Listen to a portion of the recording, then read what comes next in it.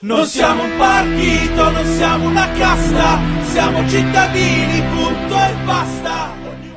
01, prego il segretario di fare l'appello. Avvezzu Paolo, presente. Bedendo Simone, presente. Per cortesia, poi vado sul posto, se no non capiamo più. Prego i consiglieri di sedersi al proprio posto per facilitare l'appello, grazie. Bellinazzi Stefano, presente. Bellinello Renzo, presente. Borgato Andrea, presente. Borsetto Ottavio, presente. Brusaferro Michele, assente giustificato. Businaro Barbara, presente. Candy Nello, assente. Conchi Ezio, assente giustificato. Contiero Antonello, assente giustificato. Frigatto Federico, assente giustificato. Furin Michela, assente giustificato. Gioachin Flavio, presente. Guarnieri Aldo, assente. Martinello Michele, presente. Masin Matteo, presente. Menon Silvia, presente. Montagnolo Angelo, presente. Nalin Giovanni, presente. Ongaro Renzo, presente. Osti Armido, assente. Paron Claudio, presente. Patrese Vanni, presente. Piva Bruno, presente. Roana Walter, presente. Romeo Nadia, assente giustificata. Ruzzante Franco, presente. Salvan Rinaldo, presente. Scaramozzino Giuseppe, presente. Settini Nicola, assente giustificato. Sguotti Giacomo, presente. Zanforlini Alessandro, l'avevo visto, presente. Presente.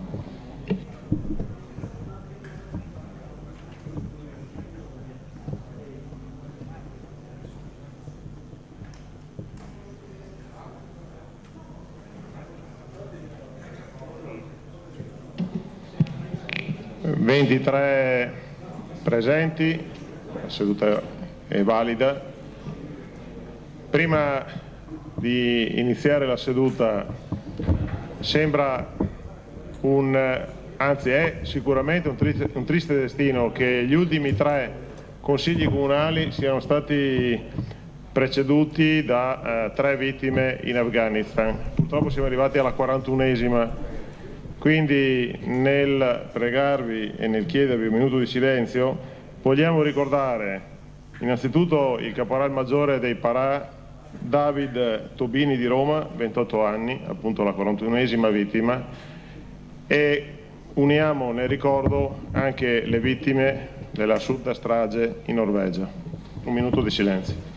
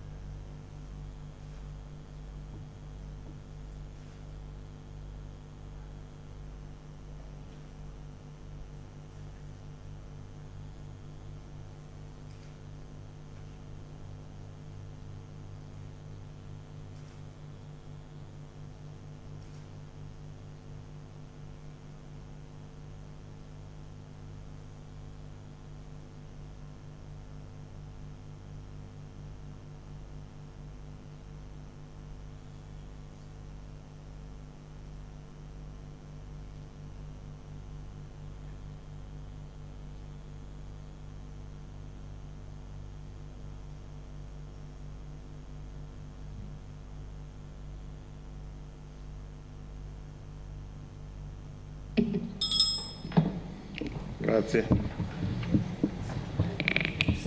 Prima di passare all'esame dei punti all'ordine del giorno, come nella scorsa seduta, ricordo la possibilità per la prima ora di porre interrogazioni e interpellanze. Chi chiede di intervenire? Allora, intanto segno, Borgato, poi Masin che ha chiesto, poi terzo Montagnolo, 4 Bellinello, poi Zuotti, poi se altri si aggiungono nell'ora, quindi 16:06. Prego il primo che ha chiesto di intervenire, il consigliere Andrea Borgato. Grazie signor Presidente, saluto lei, signor Sindaco, gli assessori e i colleghi consiglieri. Sono due le interrogazioni, una non è una vera e propria interrogazione, ma l'ho concordata con lei, signor Presidente, una precisazione rispetto al Consiglio Comunale che c'è stato l'11 e il 12 luglio. È una precisazione che credo vada a vantaggio di tutto il Consiglio, in quanto un quotidiano locale ha pubblicato un intervento del Movimento 5 Stelle relativo a presunti sprechi in Consiglio Comunale in relazione al fatto che il Consiglio si è protratto per 2 giorni e si è protratto, ripeto quello che è virgolettato nell'intervento, perché c'è stato una lungaggine di un rito che sembrava solo avere lo scopo di far sentire il timbro vocale dei componenti del PD. Allora, un po' mi dispiace perché pensavo che il Consiglio Comunale fosse il luogo dove si deve discutere, si deve, come tutti, insomma tutte le istituzioni democratiche, si deve condividere anche impressioni o idee diverse. Non ho capito perché il Movimento 5 Stelle sia uscito con questo comunicato o con l'intervista alle consigliere comunali che rappresentano il Movimento in questo Consiglio. Anche perché erano stati interventi preparati all'interno del gruppo, quindi non è stato per dare aria alla bocca. La seconda cosa importante invece riguarda il presunto spreco.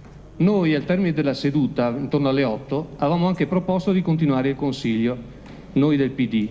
L'Aula, che giustamente è padrona, ovviamente ha votato contrariamente e ha chiesto di riconvocare il Consiglio il giorno dopo. Quindi da parte nostra c'era la massima disponibilità di continuare il Consiglio e quindi non portarlo a 2 giornate. Questo per precisare con il Movimento 5 Stelle, con il quale invece speriamo di poter collaborare sempre in modo fattivo e propositivo. La seconda interrogazione invece, signor Presidente, la voglio rivolgere al signor Sindaco e all'assessore Antonio Saccardin e la riprendo dall'intervento che ebbi a fare proprio in occasione della presentazione da parte del Sindaco delle linee programmatiche. Sono anche, perché personalmente coinvolto, molto preoccupato dei tagli che sono stati previsti dalla Regione alle scuole paritarie, in particolare alle scuole dell'infanzia. Abbiamo avuto il conforto da parte della Giunta che i contributi che erano stati messi a bilancio saranno confermati, almeno per quelli che sono stati assegnati, e quindi se da parte del Comune c'è questo impegno, volevo chiedere al signor Sindaco e all'assessore Saccardin se, quando e in che modo ritengono di dover intervenire a livello regionale anche con l'aiuto delle istituzioni, dei legali rappresentanti delle istituzioni delle scuole paritarie, affinché si faccia cassa di risonanza per protestare contro questo taglio che è terribile. Dicevamo che rischiamo di chiudere delle scuole, cioè addirittura qualcuna non apre quest'anno. Quindi veramente chiedo da parte vostra un'assunzione di responsabilità forte, se ci potete dire in che modo intendete intervenire. Grazie. Risponde subito l'assessore Nezzo, in quanto è lei competente per il settore istruzione. È entrato in aula anche il consigliere Armido Osti. Prego, assessore Nezzo. Allora, noi abbiamo ricevuto anche una delegazione da parte dei genitori riguardo a questo problema e subito ci siamo attivati per quanto riguarda la parte nostra del Comune. E tanto è vero che poi è stata subito fatta una conferenza stampa e abbiamo detto che da parte del Comune si provvederà a elargire quanto quanto ci spetta. Per quanto riguarda invece la parte che la Regione sostiene per le scuole paritarie, mi sono informata e non erano ancora arrivati alle delibere in questo senso.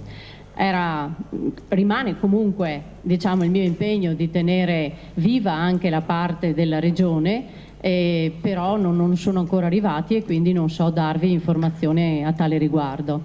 Per quanto so che sono in sofferenza perché effettivamente la parte della Regione è un contributo sostanzioso per le scuole paritarie e loro hanno fatto i loro bilanci anche tenendolo presente, insomma, ecco. Quindi stiamo dietro al contributo regionale che effettivamente non è di nostra competenza. Quello che noi abbiamo fatto subito quando ci avete posto il problema, ma comunque era anche nelle nostre intenzioni, perché avevamo parlato anche con i rappresentanti della FISM, cioè delle scuole proprio paritarie, e per avere anche una riunione in questo senso, e il Comune si è già attivato per la parte del bilancio a dare il finanziamento previsto. Grazie Assessore Nezzo. Sì. Aspetta al consigliere Borgato dire o meno se, come da regolamento, è soddisfatto o meno della risposta. Sì, in parte sono soddisfatto, dall'altra chiedevo proprio una presa di posizione politica da parte della Giunta, nel senso che capiamo che ci sono questi tagli, sappiamo che le delibere sono ancora in arrivo, non sono ancora state determinate, ma se si fa un po' di voce grossa insieme si fa sentire un po' di più il peso anche di certe decisioni che non sono gradite ovviamente a parte della comunità, soprattutto alla comunità che più sta soffrendo in questo momento, che sono rappresentati da delle famiglie che hanno dei bambini da mettere a scuola. Era solo in questo senso. Grazie. Grazie consigliere Borgato. Il secondo che ha chiesto di intervenire è il consigliere Matteo Masin. Grazie Presidente, di fatto sono due interpellanze. Allora, sono contento sia in aula sia il dirigente Cavallaro che l'assessore Bimbatti. La prima riguarda ancora il problema delle pensiline, una cosa che sta diventando grottesca adesso, perché allora, l'ultima volta che ne ho parlato, poche settimane fa, c'era il problema della pensilina che era sparita 6-7 anni fa quando hanno fatto i marciapiedi davanti alle scuole elementari di Granzette, e facevo la considerazione che come contraltare c'era una pensilina in più che non serve più a nessuno davanti all'ex OPP, cioè una pensilina praticamente dismessa da anni. Allora, chiedevo, se fosse stato il caso eventualmente, ma più che altro perché la gente non si riesce a capacitare come sia possibile che lì ci sia una cosa che non serve a nessuno, di là invece serve, niente.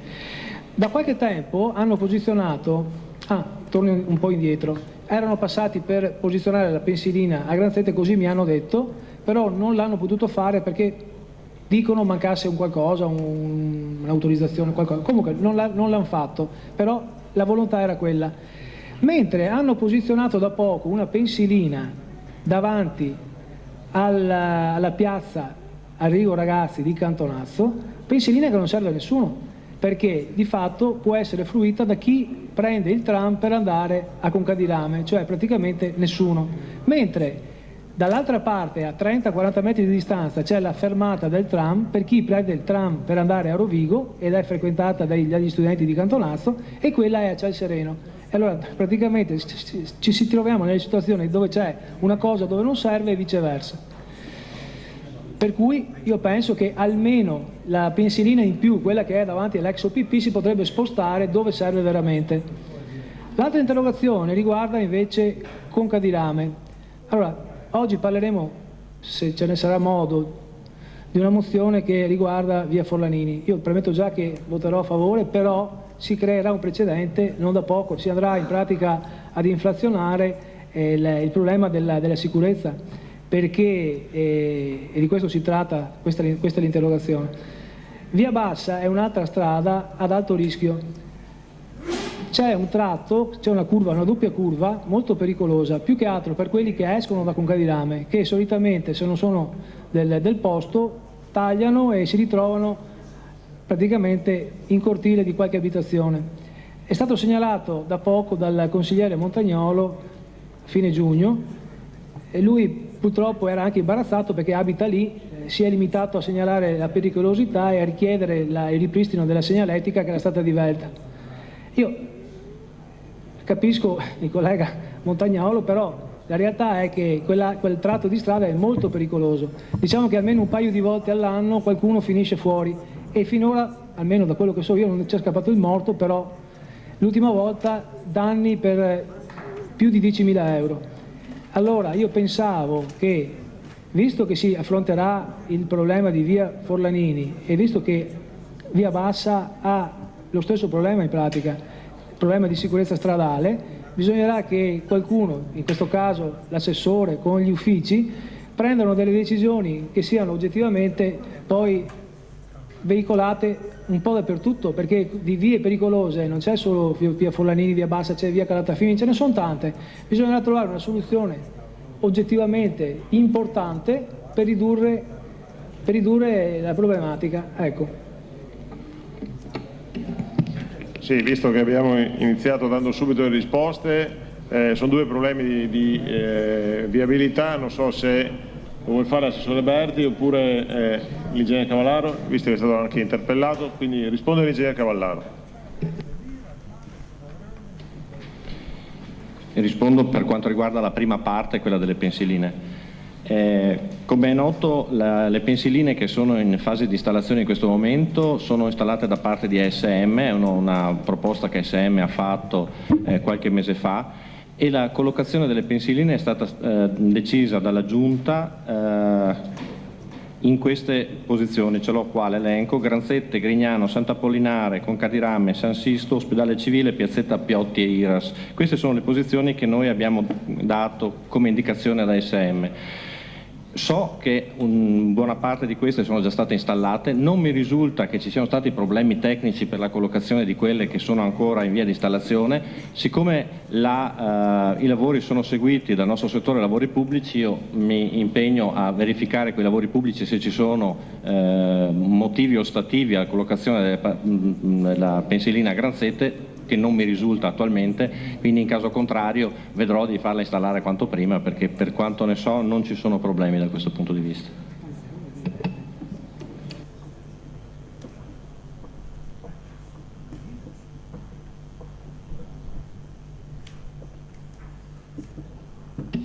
E sul secondo aspetto do la parola al vice sindaco Giordani. Buongiorno a tutti. Io prendo atto di quanto lei mi ha appena riferito. Posso comunque dire che da parte nostra vi è in questo momento un monitoraggio di tutte quelle che sono le strade, diciamo, considerate pericolose, oltre a quelle che naturalmente direttamente voi ci avete indicato, anche altre, quindi tra le altre anche questa verrà presa in considerazione. Grazie comunque. Il consigliere Masin per il diritto di replica. Allora, io ringrazio il vice sindaco perché effettivamente penso sia una cosa che non si può risolvere da oggi a domani, era così prima, mi sembrerebbe ipocrita pretendere.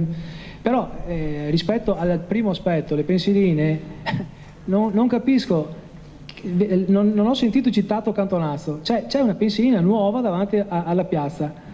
Allora, quella pensilina lì, a parte che non è una classica pensilina, forse fa parte dell'arredo veramente della piazza, perché è esteticamente veramente bella da vedere, però non serve a niente. Ripeto, mi piacerebbe sapere se siamo in grado di riutilizzare, mettere in circuito la pensilina davanti all'ex OPP, perché quella proprio serve ai gatti.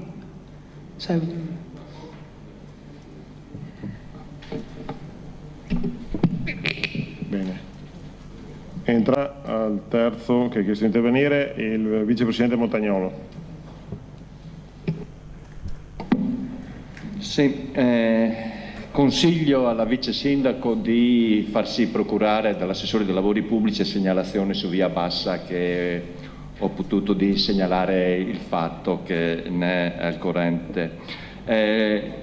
L'interpellanza, Presidente, che rivolgo suo tramite al signor Sindaco riguarda i tagli che la Regione Veneto ha effettuato sui trasporti su ferro, dove sono stati distolti 50 milioni che comportano la soppressione di 27 corse a livello regionale, di cui gran parte riguardano la tratta Rovigo-Chioggia.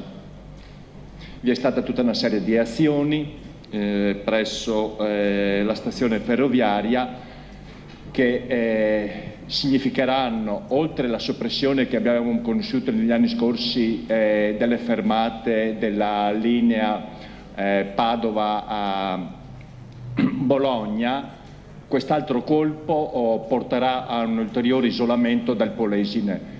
Riteniamo che un'amministrazione comunale, a prescindere dalla propria collocazione, debba far sentire la sua voce presso la Regione Veneto, perché mette a repentaglio la quotidianità dei pendolari, dei studenti e dei lavoratori.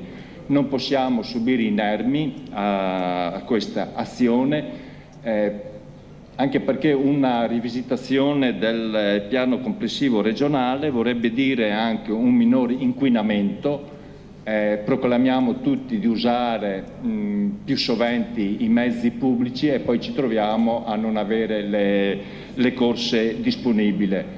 Noi auspichiamo, ecco, che anche la nostra città, guidata dal suo sindaco, faccia presente questo aspetto presso la Regione Veneto. Rimaniamo in attesa, sappiamo che le difficoltà sono molto complesse per le amministrazioni locali e anche regionali, però questo penalizza essenzialmente Rovigo e Belluno. Sono le ultime province del Veneto, riteniamo anche per la sua conformazione geografica, in modo particolare seppur pianeggiante, che il Polesine non debba ulteriormente soffrire questi aspetti. Facciamo appello alla sua sensibilità e anche al ruolo che ricopre, signor Sindaco. Sì, una risposta politica, l'assessore Berti. Certamente il problema non è che coinvolge solo il Comune di Rovigo, è chiaro che è un problema di taglio generale. Tutto quello che è possibile fare, interverremo ovviamente presso la Regione per garantire e assicurare i servizi essenziali a cui citava lei. Promesse chiaro che non si possono fare. Dovremo cercare di massimizzare, questo sì. Vedremo, è un contesto regionale ovviamente, vedremo se a livello regionale ci possono essere delle variazioni su altre tratte per garantire quella di Rovigo Chioggia, che da sempre mi risulta sia una tratta che è sempre stata messa in discussione. È una storia antica quella della Rovigo Chioggia. Forse, ma è un'idea mia così a caldo, vedere se il servizio trasporto, soprattutto per gli studenti, perché questo poi è il problema principale, possa essere sopperito invece migliorando il servizio autobus. Ma è chiaro che qui si va in un contesto più generale, quindi la viabilità nel suo insieme e i servizi di trasporto nel suo insieme, perché credo che questo possa essere la strada. Diversamente ci troveremo penalizzati sia sul taglio delle ferrovie dello Stato per quello che riguarda il trasporto su ferro, e subiremo comunque poi il taglio sempre della Regione rispetto al trasporto extraurbano che comunque fa servizio sulla stessa linea. Credo che il problema vada visto nel suo insieme e poi assieme fare le scelte più opportune, finalizzate, non avere tutto, che non sarà possibile, ma avere il meglio del possibile, mettendo al centro però il cittadino e non altri interessi. Questo è l'impegno che mi sento di prendere.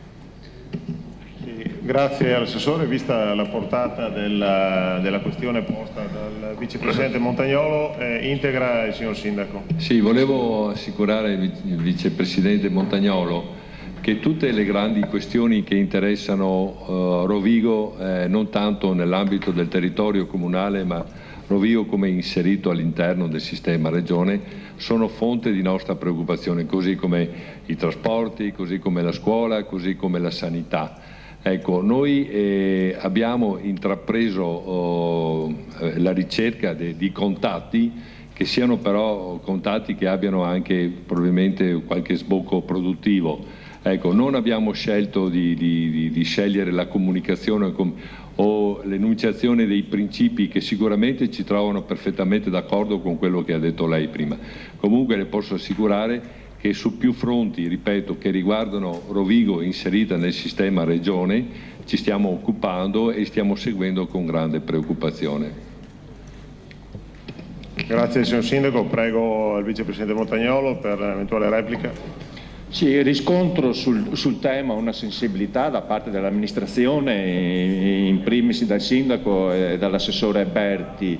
Auspico che questa azione di sensibilizzazione, a seguito di un taglio di circa 50 milioni di euro che toccano in gran parte il Polesine, possa essere concertata, anche condivisa e quindi sollecitata alla provincia, perché credo che le due forze, i due enti messi assieme possono avere un maggior riscontro con la controparte, che è sia la Regione e di ribalto Trenitalia.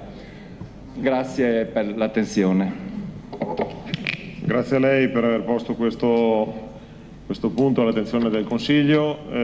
L'altro è il consigliere Renzo Bellinello. Buongiorno a tutti.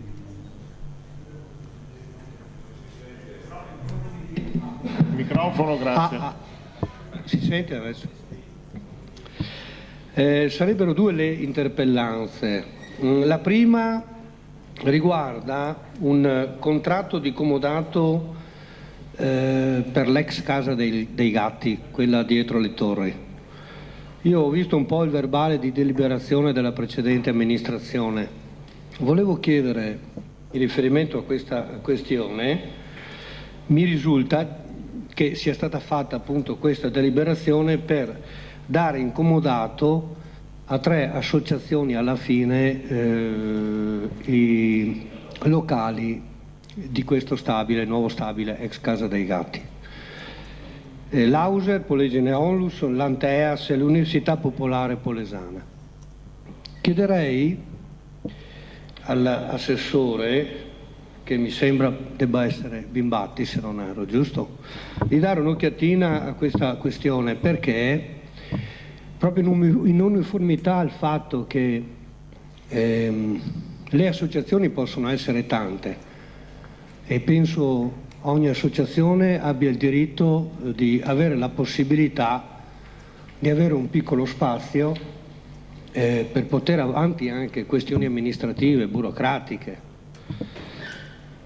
Anche perché dalla verbale di deliberazione io ho notato che questo comodato avrà la durata di 20 anni. Lei mi capisce, assessore? Sono tantini 20 anni. E se io non fossi una di queste 3 associazioni, senza dubbio non accetterei questa cosa. Poi le cose possono essere anche state fatte nel modo migliore possibile. Comunque, se lei potesse dare una controllata e farmi capire un attimo come è venuta tutta questa questione qua. Cioè, se era stato indetto un bando, se c'era bisogno di bando, se tutte le associazioni sono state avvisate di questo, quali sono stati i parametri per la scelta delle stesse. E un'altra questione, sempre in considerazione a tutto ciò, sappiamo benissimo che il Comune spende innumerevoli denarini, perché abbiamo degli uffici in affitto e non usiamo i nostri e li diamo il comodato per 20 anni gratuito. Cioè, questa è una cosa che non riesco assolutamente a capire. Le faccio tutte e due adesso, Sindaco, oppure? La ringrazio, Presidente. La seconda riguarda zona di Concadirame, ex Mulino de Giuli. Sempre Bimbatti, non è che ho simpatia, ma naturalmente riguarda lei. È in riferimento a uno stabile di fronte alla chiesa stessa di Concadirame, che mi dicono, siamo certi, è di una certa pericolosità. Sono stati fatti diversi interventi nella richiesta di risanare il sito, nel senso anche per la questione dei cittadini stessi, perché è fronte marciapiede e strada, cade, succede qualcosa lì, può anche scapparga il morto. Quindi sarebbe anche in questa possibilità da parte sua, Assessore, io le consegnerò con le foto e tutto la mia interrogazione. Vorrei però una risposta scritta se fosse possibile, anche perché di tutte quelle che farò, saranno tante, mi tengo un mio piccolo registro, così se poi i termini scadranno gli rinnoverò la richiesta. La ringrazio. Grazie consigliere. Mi pare di capire risposta scritta sulla seconda, anche sulla prima, su entrambe, va bene? Allora si riserva la risposta scritta l'assessore Vimbati. Passiamo all'altro consigliere che ha chiesto di intervenire, consigliere Giacomo Sguotti. Sì, grazie Presidente, buongiorno Sindaco, buongiorno alla Giunta, buongiorno a tutti i consiglieri. Allora, la mia interpellanza riguarda, faccio da portavoce al quartiere della Comenda Est, in quanto volevo parlare di un problema ormai annoso che riguarda via De Polzer, l'incrocio di via De Polzer con l'immissione in viale Tre Martiri. È da parecchi anni che abbiamo questo problema, in quanto ci sono degli orari che si accumulano delle file di auto e, a parte oltre al tempo di attesa che si può superare con la pazienza, ci sono problemi di sicurezza, in quanto ci sono delle volte che se non ci sono altri automobilisti che arrivano da viale Tre Martiri, se non sono cortesi e lasciano passare le auto che arrivano da viale Tre Polzer, veramente ci sono dei grossi problemi e a volte si può incorrere in incidenti. Quindi volevo porre il problema all'assessore Berti e all'assessore alla polizia locale Giordani. La mia richiesta era quella che quando ci sarà la ripartenza delle scuole in settembre, la possibilità di avere quantomeno negli orari di punta, che sono dalle 7:30 alle 9 e dalle 12 alle 13:30, la possibilità di avere un vigile che possa aiutare appunto allo scorrimento del traffico. Grazie. Risponde il vice sindaco Giordani. Sì, le posso dire che questa realtà è già conosciuta all'amministrazione, che già ci siamo attivati per monitorare questa situazione. Ne stavo appunto rispondendo dicendo che l'amministrazione già conosce questa realtà e si è già attivata con dei controlli in vari orari, soprattutto quelli che lei mi ha indicato, per monitorare la congestione del traffico. Quindi è a conoscenza di questa amministrazione, vedremo poi nel senso che adesso diciamo probabilmente la problematica è più ridotta rispetto a quello che potrà essere settembre, però è già valutata. Grazie. Grazie al vice sindaco. Sì, grazie assessore. Sguotti. Grazie. Bene, prossimo consigliere Armido Osti. Grazie Presidente. Buongiorno a tutti. Prima di tutto volevo ringraziare l'assessore Andrea Vimbati e Agnello Piscopo che si sono interessati a far spostare quel gioco che da alcuni anni è fermo presso le ex scuole medie di Grignano. Adesso passo alle due interrogazioni. Grazie. Allora, prima vorrei chiarire che queste due interrogazioni io le avrei fatte comunque anche se in quei tavoli ci fosse il centro-sinistra. Questo per evitare che qualche assessore, Salva Rinaldo, possa dire qualcosa. Io chiedo cortesemente il plus valore del Piroea che è stato fatto a Grignano, che ha un valore di 36.000 euro, dove sono andati a finire i soldi anche in considerazione del fatto che chi doveva costruire ha già costruito e il plus valore che doveva essere fatto prima di costruire a tutt'oggi non l'abbiamo ancora visto. La seconda interrogazione riguarda il fabbricato che il centro-sinistra ha messo in vendita in piazza Grignano e si tratta delle ex scuole medie per un valore credo di 88.000 euro. Chiedo alla nuova amministrazione, anche se la risposta me la doveva dare la vecchia amministrazione, ma non l'ho mai avuta, e dove sono andati a finire gli 88.000 euro dell'immobile che è stato venduto a Grignano Polesine, che sono l'ex comune, diciamo, ex municipio. Grazie. Grazie. La prima domanda da Silvan dell'urbanistica, risponde l'assessore Bimbatti.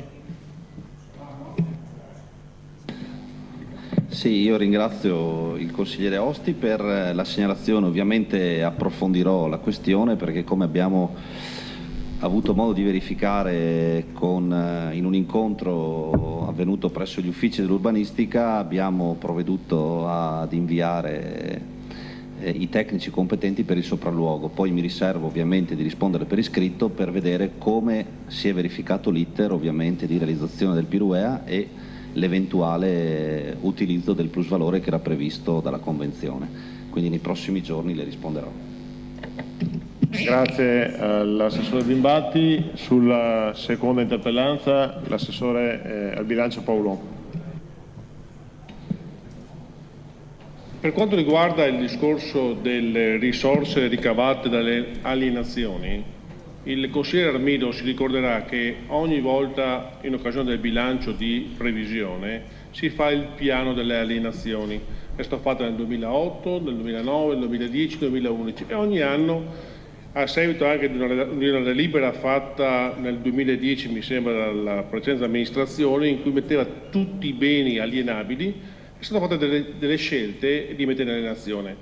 Gli importi equivalenti di incasso vengono distribuiti nelle varie opere pubbliche dove non esiste una dedica esatta, nel senso entrano nella grande borsa delle vendite, delle alienazioni e quindi vengono finanziate opere corrispondenti. Non esiste di fatto una dedica precisa su Grignano rispetto al Granzette, rispetto alla strada, non esiste. Quindi entra in un'opera pubblica finanziata parzialmente con alienazioni. La parola per la replica al consigliere Armido Osti. Ringrazio l'assessore Andrea Bimbatti e aspetto una risposta scritta per quanto riguarda i 36.000 euro del Piruea di via Sant'Erizzieri. Per quanto riguarda la seconda interrogazione, io mi ricordo benissimo che dopo, non lo so, le cose cambiano, l'amministrazione è cambiata, che il valore di quegli 88.000 euro doveva rimanere, credo che si ricordi anche il consigliere Salvan, all'interno della frazione di Grignano. Mi dispiace adesso sentire e me ne rammarico, insomma, che forse quei soldi sono stati investiti altrove. Va bene che saranno sicuramente opere pubbliche che andranno a favore dei cittadini, però quegli 88.000 euro a Grignano non sono stati resi.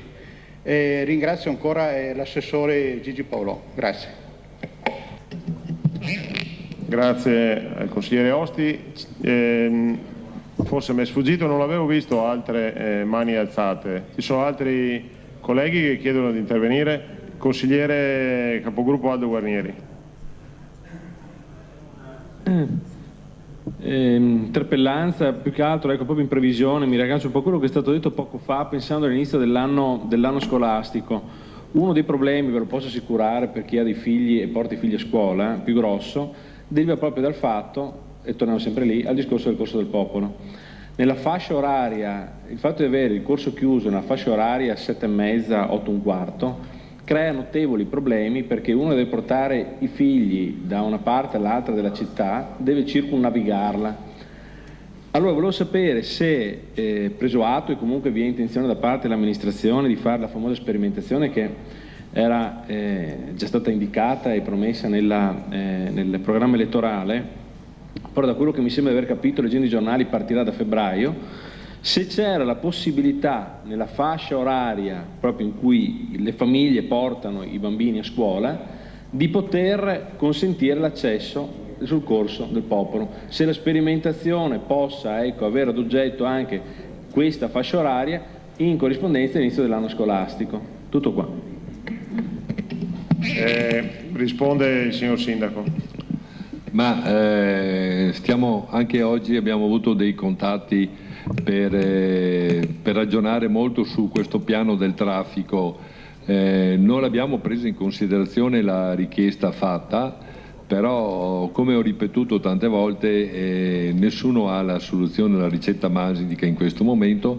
L'avevo detto e ripetuto che siamo pronti a sentire gli apporti di tutti, poi insieme ai tecnici soprattutto faremo un ragionamento complessivo che poi porteremo all'attenzione dell'Aula, un ragionamento complessivo che non può prescindere dallo stato della pavimentazione, prima di tutto perché qualora non risultasse che la sicurezza è possibile mantenerla, potrebbero anche cambiare le linee. Comunque, ripeto, è un ragionamento complessivo di cui bisogna tener conto, soprattutto bisogna tener conto anche delle istanze. Ho detto che il Corso del Popolo non appartiene a nessuno, non appartiene ai commercianti, non appartiene a chi lo vuole completamente chiuso, appartiene ai cittadini di Rovigo e noi cercheremo, confortati soprattutto da pareri tecnici, di prendere la decisione che comunque sarà una decisione che verrà portata in Aula. Grazie signor Sindaco, la replica del consigliere Guarnieri. Ecco, io la ringrazio della risposta, ecco, mi sono permesso di segnalarlo al di là di tutto proprio perché è l'esigenza in sé che mi sentivo insomma, ecco, di portare alla vostra attenzione in modo tale che quando si penserà in quali orari sperimentare tenete conto anche di queste esigenze insomma, anche di diverse famiglie. La seconda interpellanza invece riguarda un'area che però non so onestamente se sia di proprietà comunale ed è l'area che è fra la chiesa di Santa Maria delle Rose e via della Costituzione. Qui c'è un'area cementata, non so se sia un'area privata o meno, che dietro quel palazzone, l'area CEPOL, esatto, che è in uno stato di degrado spaventoso. Tra l'altro c'è una parte nella quale per chi ha la possibilità di passare è diventato un raccoglitore di immondizia, siringhe, quindi c'è una roba veramente ignobile. E allora volevo sapere un po', ecco, innanzitutto perché proprio non lo so se è un'area pubblica, se viene intenzione di intervenire, se è un'area privata, che cosa l'amministrazione ha intenzione di fare per quantomeno venga tenuta in una maniera decorosa e soprattutto anche non pericolosa, perché ripeto, sono state viste anche delle siringhe lì, quindi c'è una situazione anche di pericolosità per i bambini che giocano lì nel campetto della chiesa. Sì, interviene su questo l'assessore Bimbatti. Sì, consultandoci con i colleghi crediamo l'area sia privata, in ogni caso qualora fosse area comunale evidentemente provvederemo immediatamente alla pulizia, ma riteniamo sia privata e quindi ci faremo carico di intervenire, di far fare un sopralluogo alla polizia locale e poi di investire i privati della sistemazione della pulizia dell'area in tempi brevi. È entrata anche la consigliera Romeo. Ci sono altre richieste di interrogazioni e interpellanze?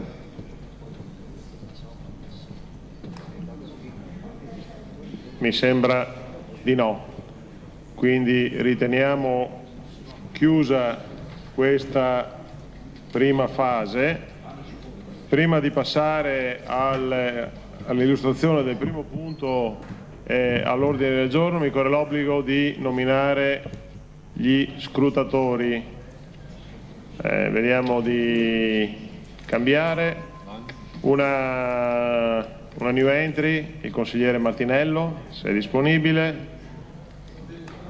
il consigliere Sguotti se è disponibile e la consigliera Silvia Menon. Grazie. Allora, Martinello, Sguotti e Menon scrutatori. Primo punto all'ordine del giorno: riconoscimento di legittimità del debito fuori bilancio per il servizio di trasporto disabili non deambulanti di gennaio e febbraio 2011. Non so se politicamente vuole anticipare l'illustrazione in quanto di competenza l'assessore Berti, poi abbiamo a disposizione comunque il dirigente, l'ingegner Cavallaro. Prego, assessore Berti. Sì, è stata data ampia illustrazione nella commissione preposta, un debito fuori bilancio dovuta ad una non possibilità in termini di bilancio preventivo di stabilizzare quello che è il costo per il trasporto dei disabili non deambulanti. Nella sostanza, nel primo periodo il servizio era stato affidato a SITA, poi c'è stata una lievitazione di costi e quindi l'impossibilità di continuare il servizio con tale società, per cui è chiaro che l'amministrazione comunale precedente, perché va precisato ovviamente che questa è un'organizzazione di servizio della passata legislatura, ma credo giustamente ha ritenuto di non dover sospendere un servizio così delicato per questa parte di cittadinanza colpita da grave handicap, e quindi ha deciso di continuare il servizio con i taxi. È chiaro che questo comunque ha fatto lievitare anche la spesa, dovuta comunque al fatto che non è ipotizzabile sempre in bilancio preventivo ipotizzare poi nel corso d'anno quanti sono le necessità di questo tipo di servizio. L'altro aspetto è che comunque questa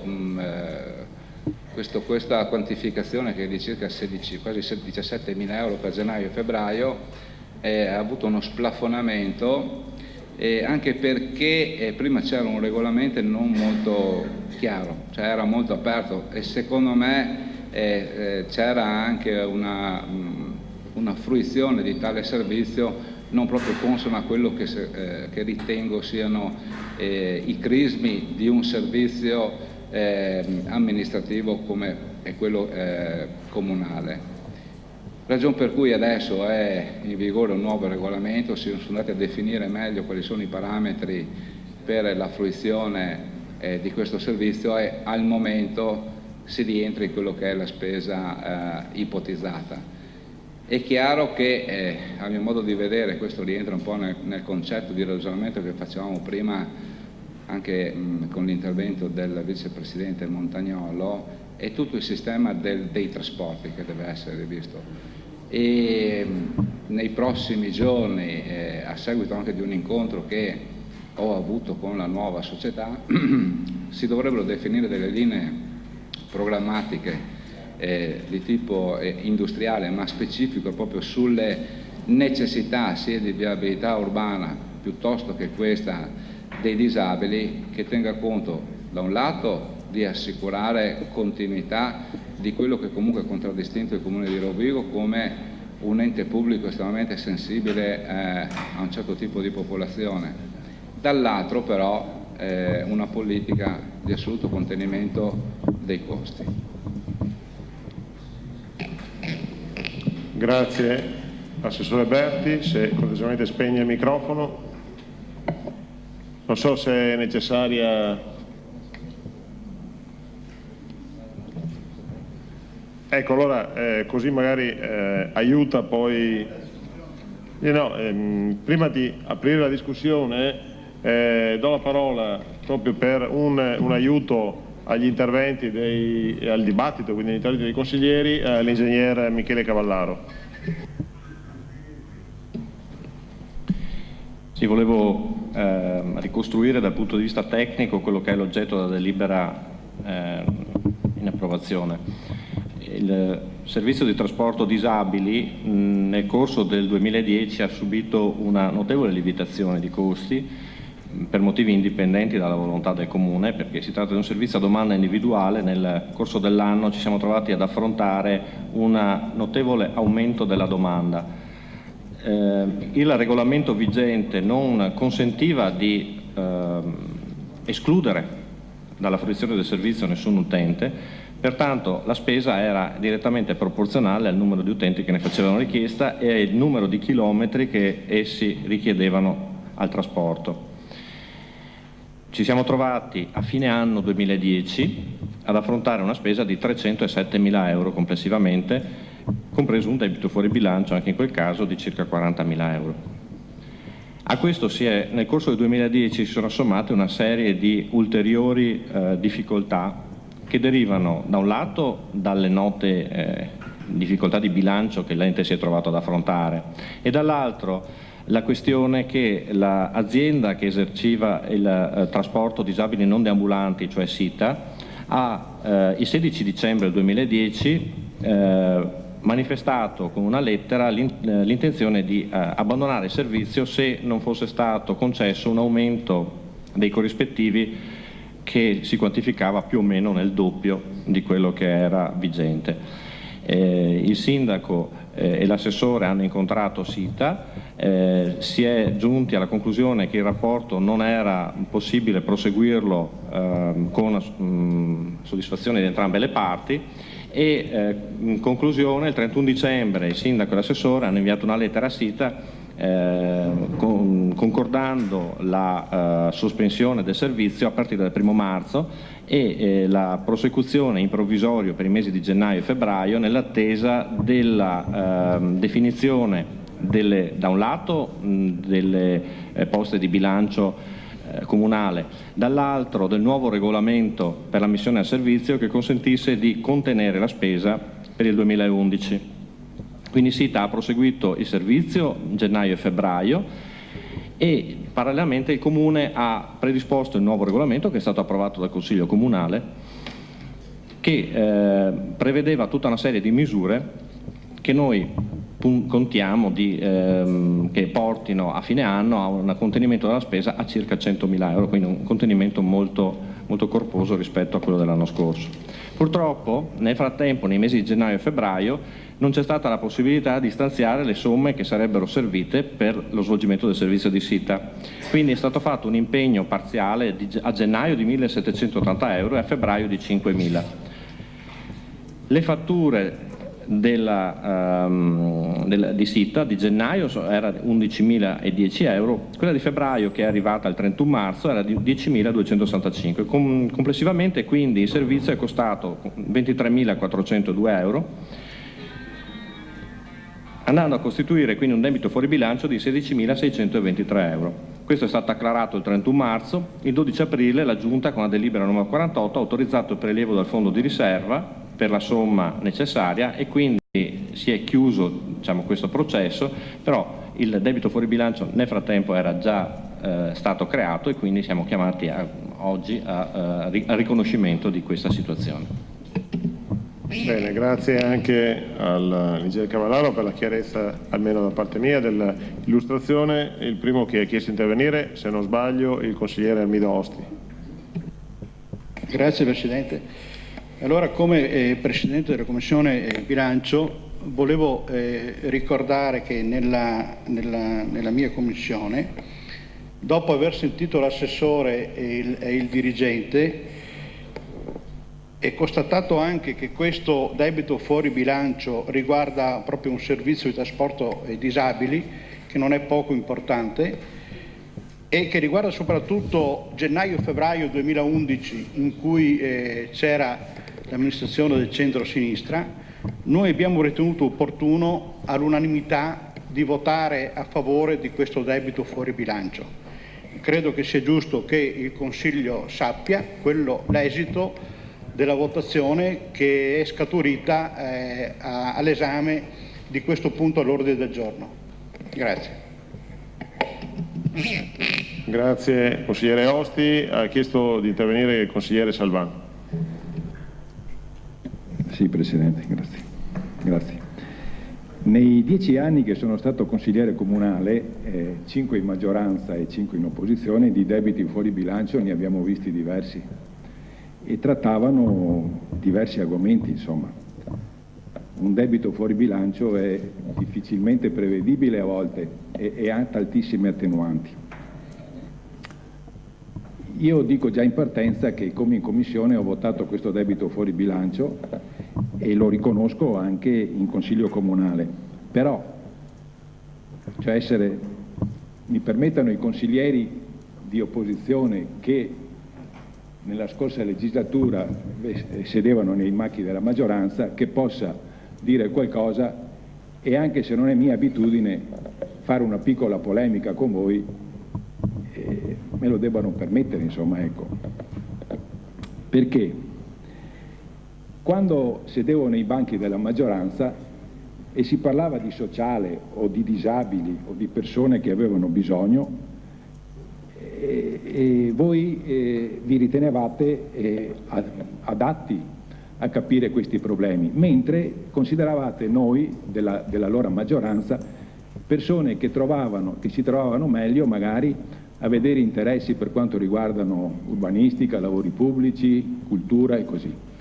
Poi siamo passati all'opposizione e io cercavo assieme ai colleghi dell'opposizione di dire qualcosa anche noi sui trasporti, su questo, ma voi ci fermavate sempre e ci dicevate che anzi i nostri interventi sembravano essere interventi strumentali e che andavano a minare il vostro bilancio, si andava in dissesto di bilancio, dunque noi non ci azzeccavamo neanche quando eravamo all'opposizione. Mi ricordo che l'attuale assessore Matteo Zangirolami aveva fatto tanti di quegli emendamenti, però mai nessuno era stato accettato, proprio sul sociale. Un sacco di lavoro fatto, ma mai accettato. Allora, questo farebbe pensare che solo voi siete stati e siete i paladini di quelle persone che sono meno abbienti, o i portatori di handicap, o quelle persone, insomma, diciamo che hanno bisogno.